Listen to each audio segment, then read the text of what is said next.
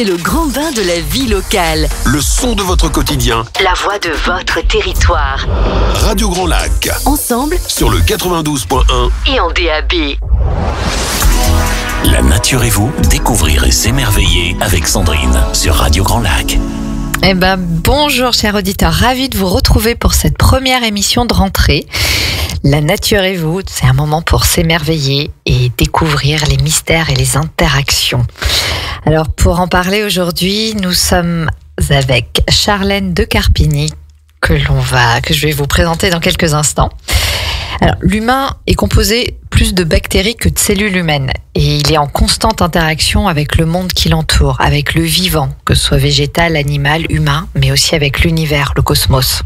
De l'infiniment petit à l'infiniment grand, tout est relié. Alors pour cette émission de rentrée, on va faire un zoom au niveau du corps humain. On parle souvent plus du monde végétal et animal, mais là ce sera vraiment un zoom sur le corps humain. Alors le corps humain est en fait bien plus qu'une simple machine. Souvent, on le voit comme une machine, mais en fait, c'est un ensemble vivant composé de cellules, de bactéries, de nombreux tissus, de liquides, et doté aussi d'une conscience globale qui enserre le tout. Et quand nous avons mal à un endroit du corps, il y a certes, évidemment, l'aspect purement corporel, musculo-squelettique, mais il intervient aussi complètement d'autres dimensions bien plus subtiles, qui sont entre autres liées à la psychologie de la personne, son histoire, sa vie intra-utérine, son environnement. Alors, il y a plusieurs disciplines holistiques qui prennent l'homme dans cette globalité, et l'une d'elles, c'est l'ostéopathie biodynamique. Alors, c'est différent de l'ostéopathie classique, puisque dans beaucoup de disciplines, souvent après, il y a des courants qui diffèrent, mais là, nous allons nous intéresser à l'ostéopathie biodynamique. Donc, Charlène de Carpigny est ostéopathe formée à la biodynamique, elle est spécialisée, vous êtes spécialisée femme enceinte et enfant, entre autres, mais pas que, vous recevez tout public. Et en fait, vous êtes ostéopathe depuis 2013 et depuis 2017 à Bassin. Vous avez grandi dans la vallée de la Maurienne et déjà adolescente, votre souhait, en fait, c'était de prendre soin des gens. Et vous avez été curieuse finalement de comprendre l'origine, un des points de départ de qu'est-ce qui permet de garder la santé, en fait, pour les personnes. Et puis vous vous êtes dirigé vers l'ostéopathie et plus particulièrement la biodynamie parce que ça pouvait répondre justement à ces questions. Vous avez grandi à la campagne, donc il y avait déjà, comme vous me le partagez, une communion vraiment importante avec la nature. Et déjà adolescente, finalement, vos parents, durant toute votre enfance, vos parents, vous avez été soignés avec toute la médecine naturelle, que ce soit homéopathie ou ostéopathie, entre autres. Donc voilà, le chemin se dessinait déjà très très jeune. Charlène, que signifie pour vous la nature ? Bonjour Sandrine déjà. La nature, pour moi, c'est omniprésent et c'est indissociable de l'être humain. Donc, je le vis encore aujourd'hui un peu comme l'enfant qui vit au cœur de la nature sans même se rendre compte qu'il en fait partie, parce que c'est une évidence pour lui, il vit là-dedans depuis toujours. Donc, j'essaye de cultiver ça, j'ai essayé de le garder tout au long de ma vie, cette relation-là avec la nature. Elle me ressource, elle m'accompagne tous les jours, elle me touche, elle m'émeut aussi, la nature. Ça m'aide à rester connectée avec l'instant présent. C'est vraiment une source de bien-être et de santé, justement, parce qu'on est là aussi pour en parler. Cette nature-là, depuis toujours et pour toujours, j'imagine. Vous avez passé 9 mois en Équateur pour justement après vos études d'ostéopathe et je crois que vous avez eu une rencontre assez importante qui vous a aussi révélé d'autres choses et ce lien finalement aussi à la nature. Oui, alors après mes études d'ostéopathie, j'avais à cœur de voyager, d'être dépaysée en fait. Je crois que c'était vraiment ça qui était important. Et en partant en Équateur, j'ai rencontré tout un tas de patients parce que je suis partie là-bas pour pratiquer l'ostéopathie. Et là-bas, la population est très croyante. La religion a vraiment une place dominante dans leur vie. Et quand je suis allée là-bas, j'étais jeune adulte et je me pensais profondément athée.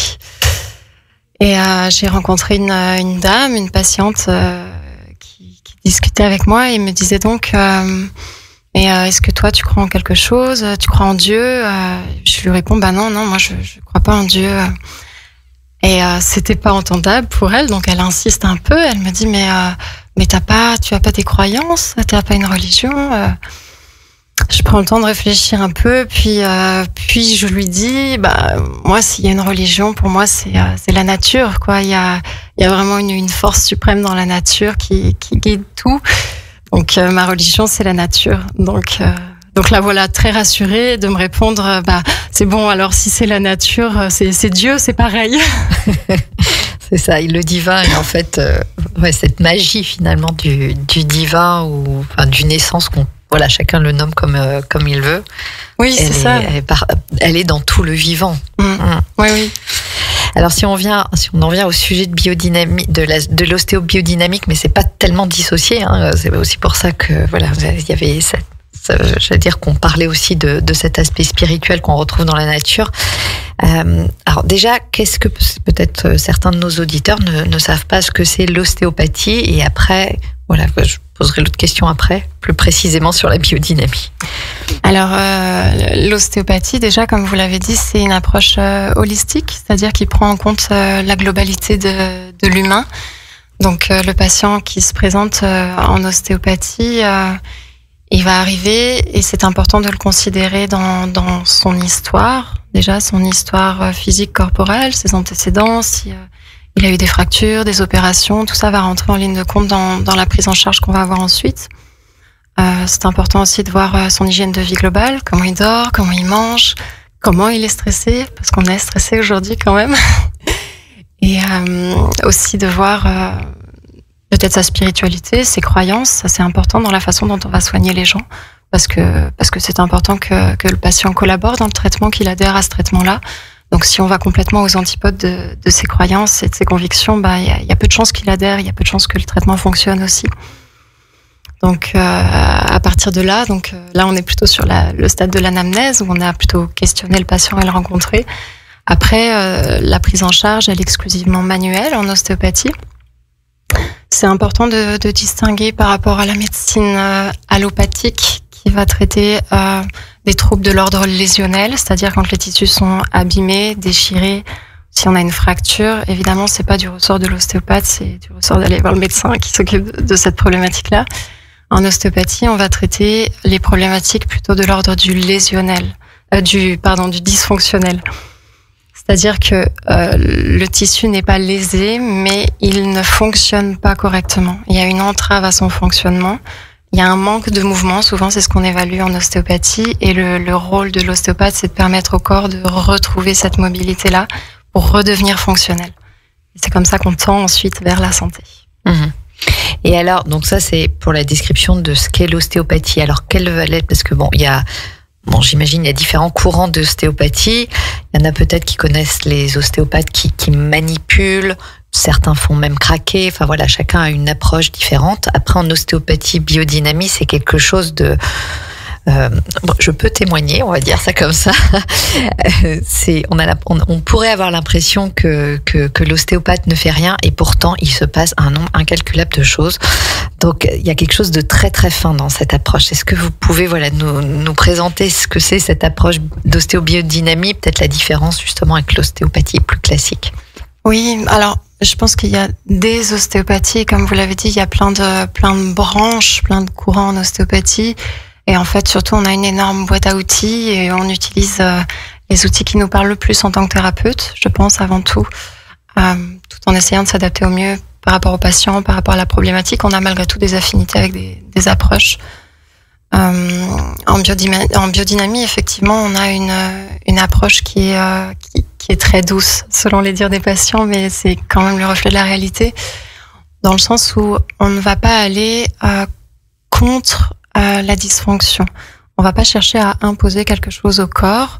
Au contraire, on va essayer de se positionner pour permettre au corps d'accéder à son état de santé, à activer ses processus d'auto-guérison dans l'organisme.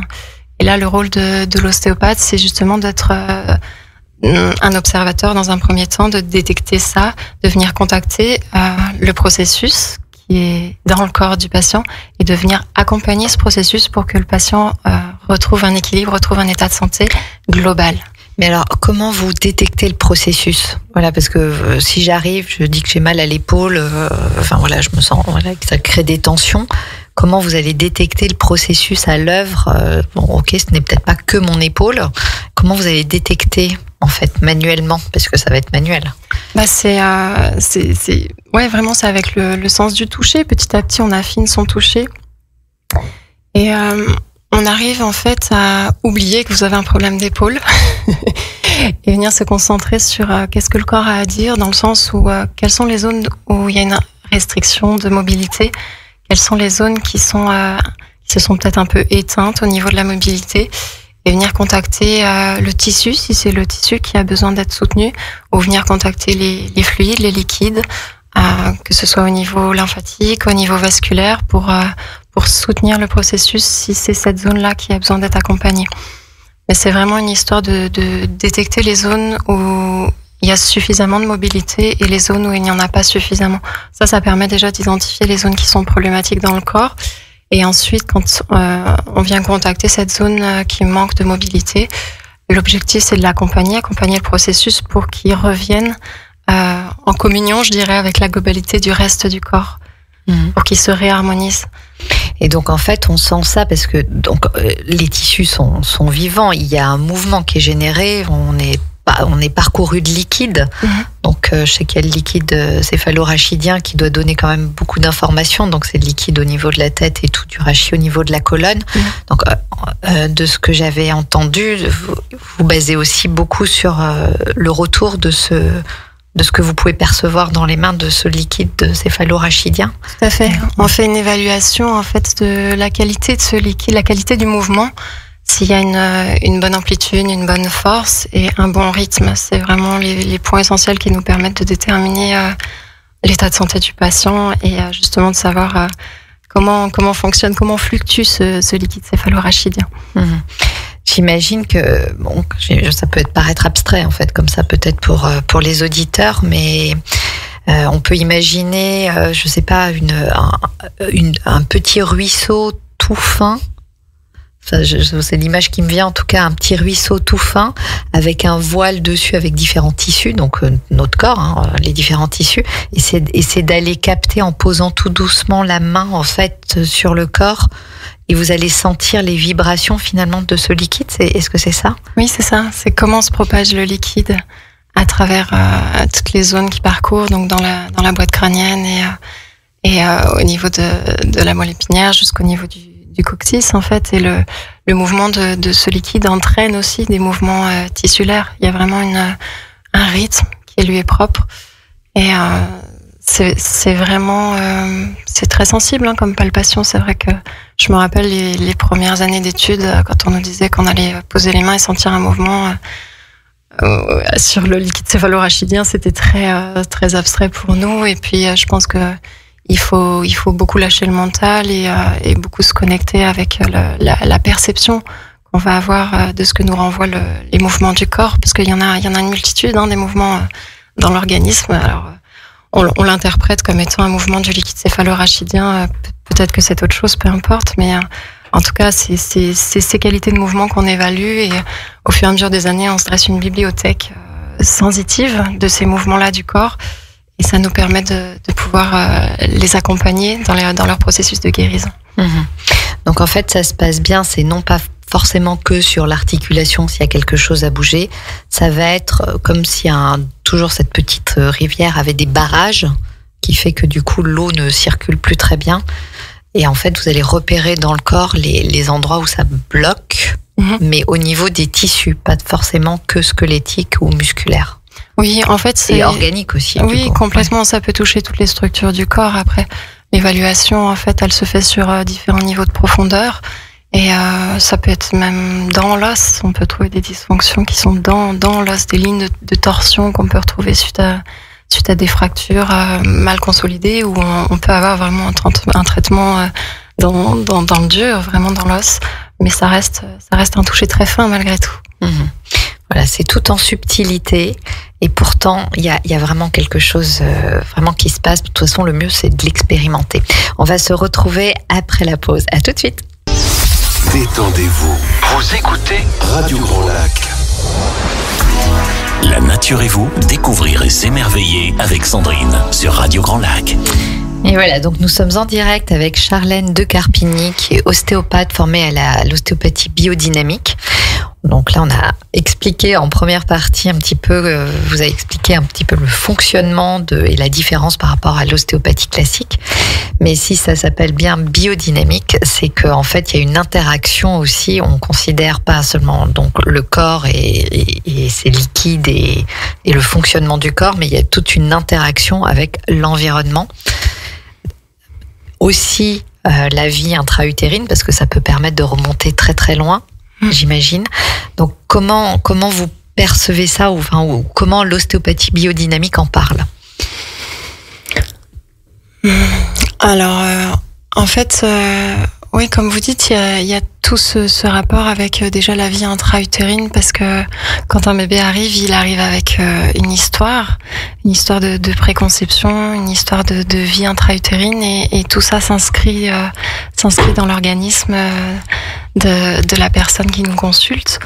Donc, on le perçoit. Je pense que j'aurais du mal à le décrire concrètement, parce que cette bibliothèque-là sensitive, je l'ai élaborée au fur et à mesure des années sur une expérience empirique, je dirais, parce qu'en fait, par rapport à ce qu'on nous apprend en études d'ostéopathie, on a des termes, on a des concepts, on a des principes, mais en fait, tant qu'on l'a pas expérimenté au niveau palpatoire, ça reste quelque chose de très abstrait. Donc c'est à force de voir des patients avec des mêmes problématiques, avec des mêmes émotions, de percevoir en fait ces choses-là de façon répétée, ce qui nous permet justement de pouvoir les repérer beaucoup plus facilement et de les mettre en lien aussi sur le plan palpatoire, de voir vraiment ce patient, il me raconte cette histoire-là admettons de peur, une grande peur, un grand choc dans sa vie, et de voir dans les tissus qu'est-ce que ça crée, cette grande peur. Et petit à petit, en fait, en reproduisant cette expérience palpatoire, on arrive à les détecter de plus en plus rapidement. Bon, même si je pense qu'il y a une foultitude de choses que j'arrive pas à détecter encore aujourd'hui chez mes patients, ça n'empêche que j'accompagne ces processus-là, malgré tout, mais la compréhension s'affine avec le temps.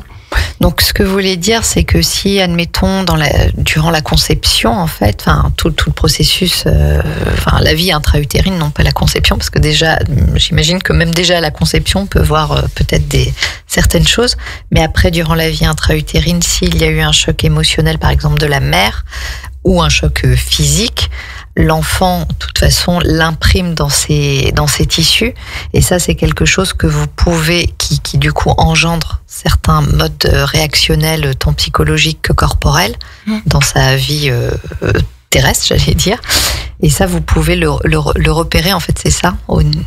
Oui, on est censé pouvoir repérer ces choses-là. Je pense que des ostéopathes très expérimentés, avec un nombre d'années d'expérience, doivent arriver à cette finesse-là dans l'élaboration des traitements et de l'accompagnement des patients. Ouais. Et alors, comment... Après, le rapport aussi à l'environnement, en fait, qu'est-ce que... Il y a un lien, je veux dire, c'est un ensemble. Bien sûr. J'avais une image en tête, en fait, de me dire que les processus de santé dans le corps sont des processus qui ont un rapport avec le monde vivant, en fait, le monde naturel, sur lesquels finalement on n'a pas d'impact direct. C'est-à-dire, c'est comme une graine qui doit pousser. Elle a ces processus de croissance et développement à l'intérieur d'elle-même, cette graine. Et c'est pas le jardinier qui va venir tirer sur la tige pour la faire sortir, en fait. On peut créer un contexte favorisant autour de cette graine, lui apporter des nutriments, lui apporter de l'humidité, de l'obscurité, le soleil, ensuite tous ces processus autour. Tous ces éléments autour d'elle vont permettre qu'elle active elle-même son propre processus de croissance et développement. Et l'ostéopathie en biodynamie, je le vois un peu sur ce même concept-là, c'est-à-dire que c'est pas nous qui allons soigner nos patients réellement. Je pense que on est là pour les accompagner dans leur processus de guérison. On est des accompagnants, on détecte les problématiques qu'on peut voir et accompagner ce processus-là. Mais si le patient il est prêt d'une certaine façon à activer ça à l'intérieur de lui pour aller vers un état de santé, un meilleur état de santé. Alors bien sûr, quand je parle de ça, je parle pas d'un patient qui est en phase terminale d'un cancer en fait. Et quand bien même on pourrait accompagner ces personnes-là, mais ça va en aucun cas se substituer à un suivi médical classique. L'accompagnement se fera vraiment sur un autre plan.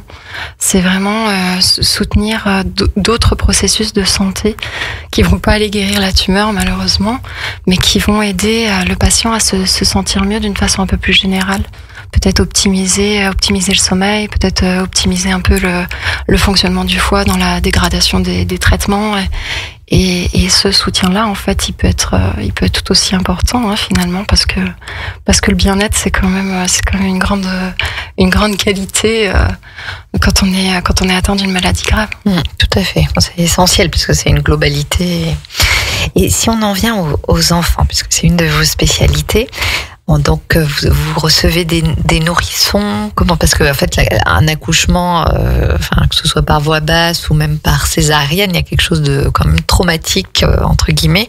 Donc il doit y avoir un effet aussi sur le corps du bébé. Et voilà pourquoi on vous emmène les enfants, les bébés. Enfin voilà, qu'est-ce qui se passe? Oui, la naissance, c'est le premier grand passage de la vie. Et puis, il y a une grande modification. On passe d'un état aquatique à un état terrestre, aérien. Donc, il y a vraiment une modification déjà de la physiologie du corps du bébé. Ça peut être assez soudain. On souhaite souvent que ça se fasse dans la douceur, mais c'est pas toujours le cas malheureusement. Et c'est vrai que j'ai commencé à faire des formations post-grad sur l'accompagnement des enfants et des bébés. Et au fur et à mesure de ma pratique, je me suis rendu compte que il manquait des éléments en fait pour pouvoir bien prendre en charge ces bébés, et que plus on tendait vers une belle grossesse, un bel accouchement, en tout cas dans ma conception des choses, un accouchement plus proche de la physiologie, en fait, qui respecte les fonctions physiologiques du corps de la maman et du corps du bébé. Plus on arrive à tendre vers ça, moins il y a de choses à réparer, entre guillemets, chez les bébés qu'on accompagne au cabinet. Moins il y a de tension, en fait, dans leur corps. C'est vrai que si on laisse le processus de naissance se faire naturellement, si on laisse le bébé faire sa descente, ses rotations, et pouvoir, en fait, finalement sortir spontanément du corps de la maman, ça, c'est toujours plus doux. Si la situation le permet, évidemment, je pense qu'il y a bien 20% des naissances qui nécessitent une intervention médicale, et heureusement que les médecins sont là pour accompagner ces naissances. Mais toutes les autres, c'est vrai que si on arrive à tendre vers quelque chose de plus physiologique, selon moi, ça permettrait au bébé d'être dans un meilleur état. Et pour répondre à votre question, donc les bébés qui viennent consulter au cabinet, alors ce sont pas les bébés, ce sont les parents qui me les donnent. Oui, pardon. Qui me les confient, évidemment. Mais les parents souvent, j'ai la demande de faire un bilan, de voir comment va l'enfant. Donc là, moi, j'évalue comment ça se passe. Je pose tout mon questionnaire sur le sommeil, sur la digestion, comment s'est passée la naissance. Et ensuite, c'est par la palpation que j'évalue s'il y a des zones de tension dans le corps du tout petit. Donc c'est du toucher très doux. Enfin, déjà, sur les adultes, je pratique comme ça également, mais sur les bébés encore plus, je dirais, on va pas faire de manipulation sur un bébé, c'est vraiment un toucher très léger, très superficiel pour dénouer les tensions corporelles, apporter un peu de soulagement quand il y en a besoin. On peut travailler sur, on va dire, un de mes chevals de bataille, c'est vraiment s'il y a un problème de rotation de tête qui est que d'un côté, le bébé qui tourne que la tête à droite, que la tête à gauche, ça c'est vraiment pour moi un motif à prendre en charge rapidement. parce que ça peut dégénérer vers ce qu'on appelle une plagiocéphalie, parce que les os du crâne du bébé sont très mous, et la plagiocéphalie, c'est un aplatissement en fait de l'arrière du crâne du bébé. Parce que s'il a toujours la tête du même côté, forcément, il va y avoir les forces qui vont s'exercer toujours sur cette même zone, et il y a un risque d'aplatissement. Donc voilà, un des motifs importants quand je vois les parents pendant la grossesse, je dis ben voilà, s'il y a vraiment une rotation du même côté, là c'est pour moi un élément important à prendre en charge, vérifier qu'il n'y ait pas de torticolis aussi, vérifier l'état musculaire du petit patient qui viendra consulter. Après, des fois, on les voit un peu polycoliques, les troubles digestifs, sachant que voilà, il y a une immaturité du système digestif, comme je dis souvent aux parents.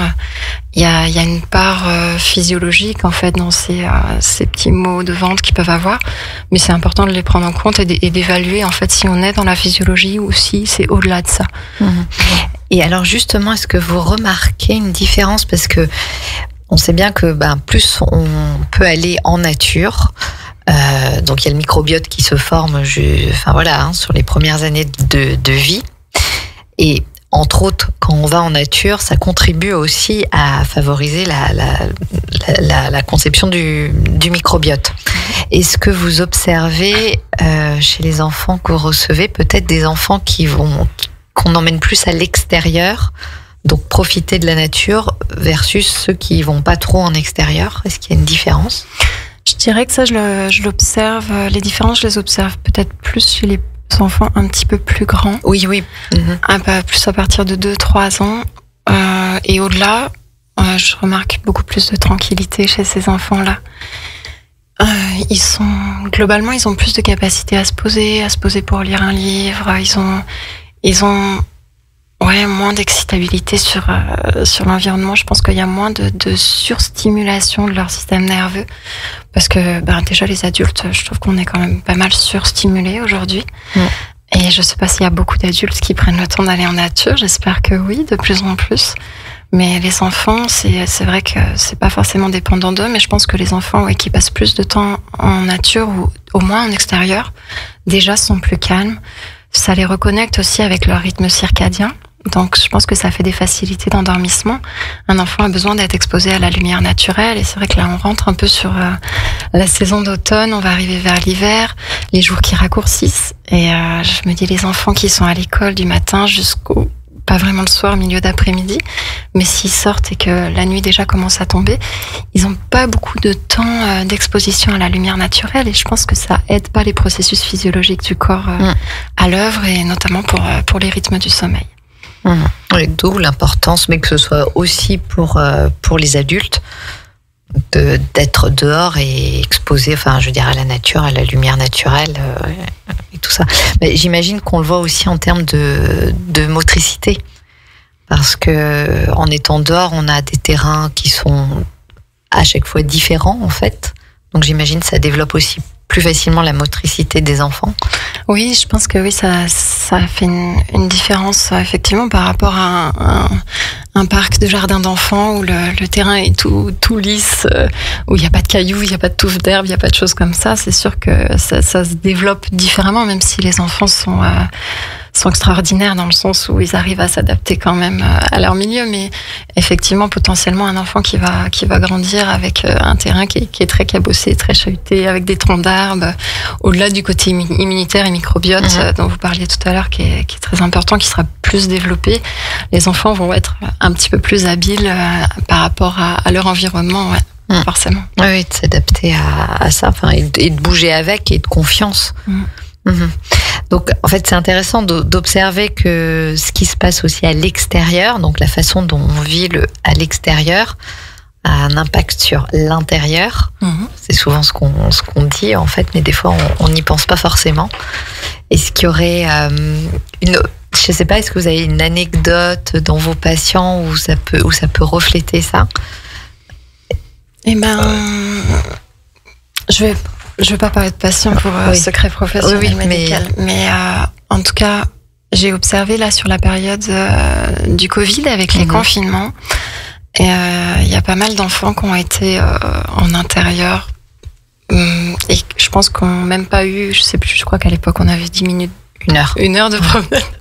Je pense qu'il y en a qui n'ont pas fait cette heure-là de promenade et on voit que des enfants, quand ils étaient en âge, justement, dans leur développement moteur, qui n'ont pas eu ça, c'est des enfants potentiellement qui sont venus me voir au cabinet. Les parents avaient vraiment ce motif de consultation de me dire ah bah oui, il tombe beaucoup, il arrive pas bien à courir, il lève pas bien ses jambes ou des choses comme ça. Et je pense que ça a un peu entravé le développement moteur pour cette génération-là qui malheureusement est tombée sur cette époque-là. Et les enseignants aussi, les maîtresses là de petite section, moyenne section, qui ont eu, ils disaient la génération 2019, là, ces enfants-là qui ont grandi pendant le confinement, ont eu aussi beaucoup d'écrans. Beaucoup d'écrans de télévision sur une période d'âge où ils étaient censés développer le langage. Et on sait que le langage, il se développe vraiment en interaction avec un adulte, en tout cas avec quelqu'un qui va être en face de lui en 3D et qui va parler et qui va échanger. Et je pense que ces enfants-là qui ont manqué un peu d'échange, ça s'est répercuté aussi sur le langage. Et les enseignants le disaient qu'effectivement, il y a une génération d'enfants où sur le plan verbal, il y avait des différences par rapport aux autres années. Encore une fois, comme je vous disais, les enfants sont résilients et je pense qu'ils s'adaptent. Et en fait, je pense que ça n'empêche pas que ça se rééquilibre après sur les années qui suivent si les enfants sont stimulés correctement et ça peut rentrer dans l'ordre, heureusement. Oui. Non, mais c'est intéressant d'observer, l'impact que ça peut avoir justement sur le développement et comment vous pouvez le ressentir aussi en ostéopathie. Eh bien, Charlène, l'émission touche à sa fin, mais alors où pouvons-nous vous retrouver ? Comment ? Moi, j'exerce à Bassin. J'ai un cabinet libéral sur la commune de Bassin. Donc, les patients non, mes patients, ils savent où je suis. Les personnes qui souhaitent me retrouver pourront me trouver en tapant mon nom sur Internet simplement. Voilà, Charlène de Carpigny avec un Y à la fin. Et alors, Charlène, merci beaucoup parce que c'était passionnant. Merci Sandrine. Alors, à 18h30, vous pourrez retrouver Benjamin pour le Grand Bain de l'écho et nous nous retrouvons dans 15 jours. Bonne journée. 24 heures sur 24, 7 jours sur 7. Radio Grand Lac, votre radio.